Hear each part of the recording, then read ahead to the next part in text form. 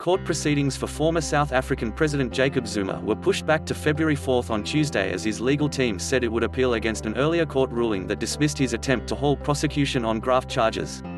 Zuma faces charges of corruption, money laundering and racketeering related to a 1999 arms deal. He is accused of receiving bribes from French arms manufacturer Thales through his former financial advisor Shabir Sheikh, who was convicted of fraud and corruption in 2005. He is alleged to have profited R4 million ($270,000) from the kickbacks. His legal team has until the end of this month to appeal last week's High Court ruling, which found that the allegations against him were serious. The former president, who denies wrongdoing, has argued that the case has been prejudiced by long delays and that there has been political interference in his prosecution. The ruling African National Congress (ANC) party forced him to resign as president last year after a 9-year reign marred by corruption allegations and diminishing popularity.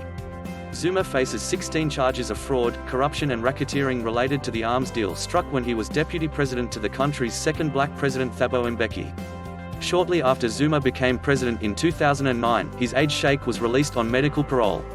Analysts have warned that if Zuma goes on trial, he will drag down with him many leaders of Nelson Mandela's ANC, which has governed the country since the end of apartheid in 1994. The king of corrupt people, Zuma, has also been accused of overseeing the mass looting of state assets during his 9-year presidency. High on the list of alleged benefactors is the wealthy Indian-born Gupta business family, who were accused of unfairly obtaining lucrative government contracts and even influencing Zuma's ministerial appointments. The country's former anti-corruption watchdog head Thuli Madonsela accused Zuma of being an integral player who opened the doors for individuals and private companies to loot state resources. After dueling with Madonsela in the courts, Zuma was ordered to appoint a commission of inquiry into the corruption scandal, commonly known as state capture. It has been hearing testimonies since August last year. Zuma appeared at the inquiry in July, putting on a defiant performance and denying all wrongdoing.